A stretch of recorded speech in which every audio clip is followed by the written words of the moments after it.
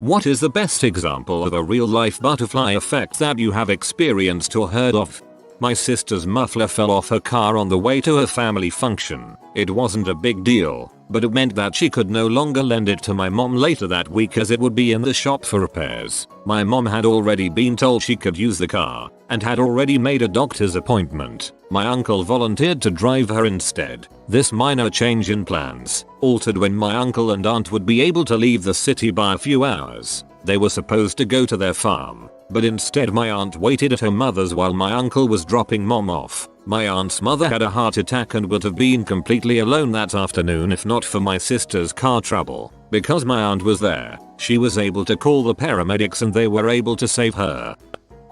A close friend smoked 2 packs a day. Every day, he'd walk to the 7-Eleven, buy a couple packs, and walk home. He wouldn't buy cartons for some reason. Liked to change his brand occasionally, I guess. Eventually he decides to quit smoking. Has a tough time of it. Tells the guys at the 7-Eleven he wants to stop smoking and they tell him good luck and encourage him. They encourage him so much they refuse to sell cigarettes to him when he has a moment of weakness. He freaks out, heads back across the street in anger without waiting for the light, gets clipped by a motorcycle speeding through the intersection. Motorcycle crashes, rider is tossed, ambulances come, both head to same hospital. Turns out motorcycle is ridden by a guy who runs his own construction business. Feels pretty bad about it. Talks to my friend about his business. My friend hangs drywall, but doesn't like his boss. Eventually rider hires friend at a higher salary. Friend does good job for a bit. 2 years later friend is doing very well. Promoted numerous times, now has a team of guys working for him.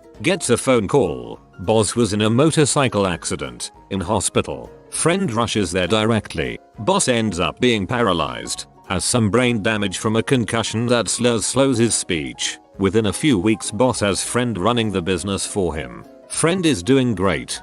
Business is doing great. Boss decides to sell the business to my friend. He decides to take it over and buy it. Friend now owns construction business and has grown it a lot. A few years later my friend gets an offer to sell the company to a larger company. Takes the money. My friend is 42 years old and retired, worth over $10 million now. All because he quit smoking. Well, and because he worked his ass off when the opportunity arose. But still, if he hadn't decided to quit smoking, who knows? I should get hit by more cars.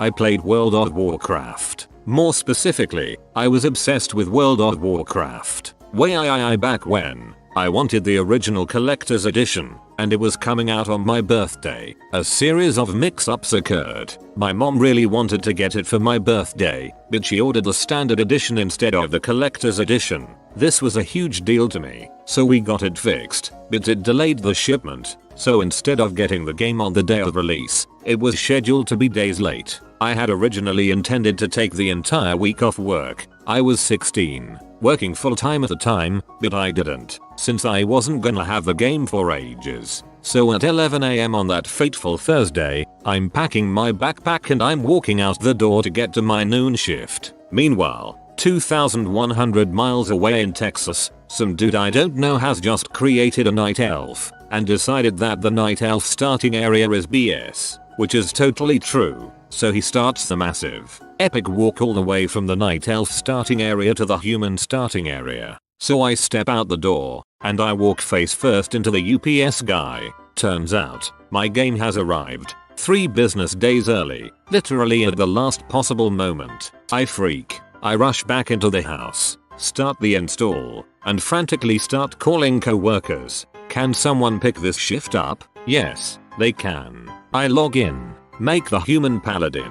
I still play this dude, and start killing bandits. Some dude I don't know does a yell to the zone that he's starting an awesome new guild. I join it. A night elf who just finished his massive trek across the entire world also joins it. This guild lasts exactly 17 minutes before the guild leader says something dumb and we all tell him to frick off. During that 17-minute window, when I was supposed to be at work, playing a game that wasn't even supposed to have arrived for a week, I meet Alex the night elf. 3 years later, Alex needs a roommate and can't find one, and I desperately want to leave Vermont. We both say frick it, and I move to Texas. I go to school. I make friends. I get jobs. I date girls. The last 10 years of my life would be totally freaking different if some random butthole hadn't made a single yell at a time when I shouldn't have even been logged in. And if a dude had been 10 minutes slower crossing 2 continents to level in his favorite leveling zone.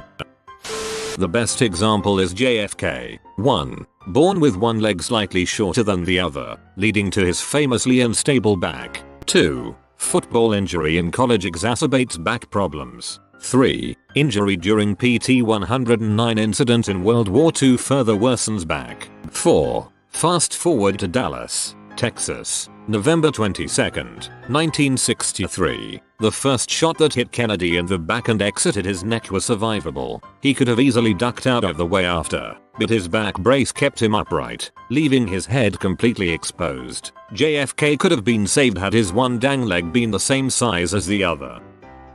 My grandpa went off adventuring as a young man with some of his pals, a buddy who boxed and a buddy who played guitar. My grandpa didn't have any special skill like that, so he washed dishes. These 3 guys just ambled across America, boxing, strumming and scrubbing for enough cash to make it to the next town. After a while the adventures tapered off and the other 2 fellas made their way back to their corners of the world. But my grandpa couldn't scrounge up the money to get back to Illinois, so he kept washing dishes for quite some time, hoping for a lucky break. That break came in the form of a wallet he found lying on the sidewalk with enough cash for a bus ticket back home. He wasted no time. He met my grandma back in Illinois, settled down, started a family, and as a result, I exist. Sometimes I think about that man that lost his wallet, and how mad he must have been when he realized I owe him my life.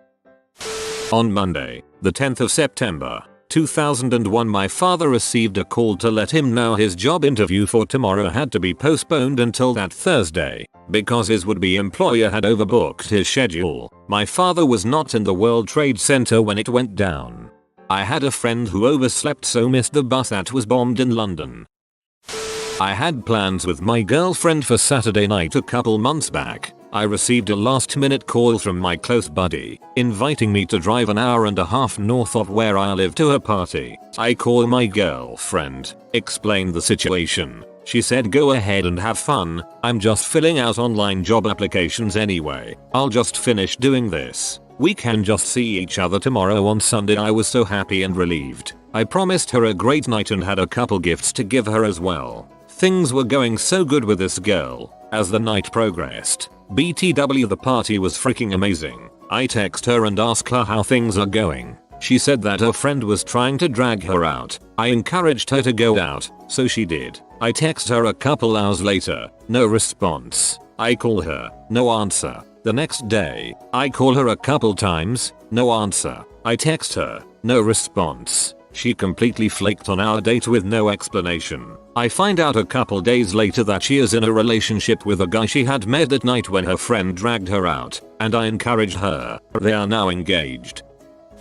I have the love of my life because of my 8th grade math teacher's bad judgment. In 8th grade, I was doing unusually well at algebra, so well that my teacher decided to recommend me for freshman year honors algebra. I was surprised because math had never been an interest or a strong suit. I was much better at my English classes. Anyway, during that ill-fated, 1 semester long attempt at honors algebra, I met a guy, let's call him Nathan, who invited me to be part of his homecoming group. As I knew nobody at the school, one of the girls in that homecoming group, we'll call her Linda, had a slightly younger sister, we'll call her Anna, who tagged along for the drop-off at the meetup spot. I only caught a glimpse of Anna, but it burned into my mind. She was the most beautiful girl I had ever seen, but I didn't get to talk to her. Weeks later I got an invite to Linda's birthday party, piggybacking on Nathan's invite, as he was friends with that group already. At that party, I became friends with Anna, and I was in love with her for years before I did something about it. We're getting married in March. If that math teacher hadn't had the terrible judgment to put me in a class I had no business being in, I would never have met anyone in that group, including my future wife. In 9th century England, a mom got a book of poetry and told her kids that whoever learned to read it and memorized all the poems first could have the book. One of her sons wins the book. He grows up to be Alfred the Great, King of England. around the year 880, decided he wanted every young man in England to be able to read books in English, too, but there weren't many books in English. He had a bunch of books translated into English and translated a few himself, and had copies sent out to all the monasteries so they could teach people to read. The monks taught people to read in English. The people taught other people to read in English. Now here we all are on Reddit. From personal experience, I got my ass kicked by a guy named Wolverine in Michigan, and 9 years later my band is touring Australia because of it. When I was 14, I tried wrestling in high school. I was pretty big, so I was in the 189 weight class and it sucked. I had to wrestle all the seniors and my first and only matchup came against this guy named Wolverine. Never got his real name. Anyway, I quit wrestling and next year it was either wrestle again or join the school musical. Since I didn't want to deal with wrestling again, I went with the musical and scored the lead role. Next year I got the lead again and a friend of mine told me how he's doing this 5-week program in this music school in Boston called Berkeley. I checked it out and went there myself that year for 5 weeks and fell in love with Boston. The moment I graduated I moved from Detroit to Boston and started up my band. We started playing for a few years, got by gigs and built up. Then this Australian radio program found us through Twitter and started playing us. Things snowballed from there and now come December we will be leaving there to play some venues and even some festivals for a couple of months. So thank you, Wolverine, for making this all happen. I owe you one. History in general is one big, confusing butterfly effect. Even events that have no obvious connections do. I'll give an example. 9/11 wouldn't have happened if Queen Victoria hadn't been born with a mutation on one of her X chromosomes. It sounds crazy, but hear me out. 1. Queen Victoria was born with a mutation that made her a carrier of the blood disorder hemophilia. It was likely a spontaneous mutation, as there is no evidence of it in her maternal line until her birth. 2. Victoria passes the mutation on to 3 of her 9 children, and from there on to numerous grandchildren and great-grandchildren. She passes it to her daughter, Alice, who passes it to her own daughter, Alexandra. Alexandra marries Tsar Nicholas II of Russia, and passes the faulty gene on to their only son, Alexei. 3. The family becomes reclusive as a result of their son's illness. Alexandra forms a close bond with the mad monk, Rasputin, because he seems to be able to manage Alexei's bleeding. The royal family is already unpopular with the Russian public due to Nicholas being a crappy ruler and being too dependent on his equally crappy advisors. Their reclusiveness is interpreted as indifference towards the Russian people, and their association with Rasputin is seen as general insanity. Although there was a lot of animosity towards them, these things are the straw that breaks the camel's back. Rasputin is murdered by minor members of the Russian nobility, and soon after the Russian Revolution starts. 4. Nicholas and his entire family are murdered by revolutionaries. The USSR is born, and becomes one of the world's superpowers. 5. The USSR invades Afghanistan in the late 1970s. This leads to all kinds of trouble, and their eventual retreat leads to the Afghan Civil War. 6. The Taliban and Al-Qaeda both come out of the Russian occupation of Afghanistan and the subsequent civil war. 7. Al-Qaeda plots the 9/11 attacks under the protection of the Taliban and carry them out. Is it convoluted? Yes, but there is a connection. Without the USSR, there would be no Al-Qaeda, and Queen Victoria's genetic disorder played a huge role in the formation of the USSR. That's just an example. History is full of absurd crap like this. I decide to use skip school one day, which my mom allowed. My aunt we hadn't seen in years decides to visit that day. We take an impromptu trip to her house, where my aunt talks my mom into moving up there. This event leads to my sister meeting her husband and having 2 kids, my other sister getting assaulted and having a kid, my mom meeting my stepfather, having a child at 40, and nearly getting murdered by said husband. All of these major life-changing events can all be traced back to me skipping school. Some guy didn't get into art school so he attempted genocide.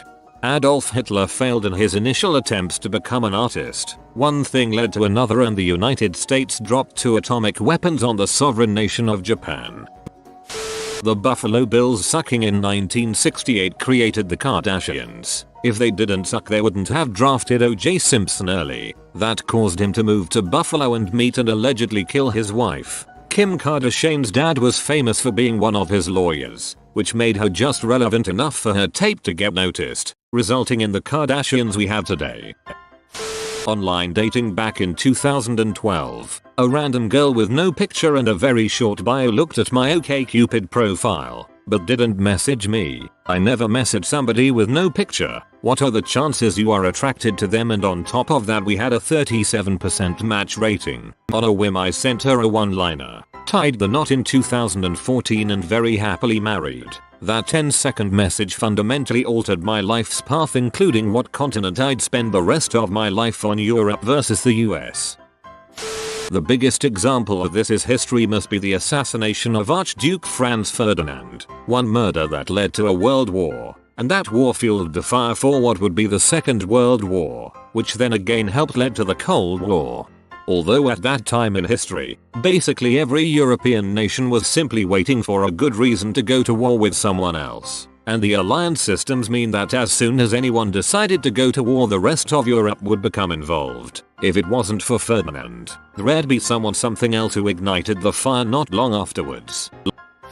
My ex's poor choice of words on a text message enraged me. Coincidentally, in those 10 minutes of rage, I was asked if I wanted to do a student exchange. I said yes. They asked where. I said the furthest you can send me. I spent the best 6 months of my life abroad. I came back home, small town, and my insight was different. Everything changed completely, and I think of going back someday, just cause I got mad.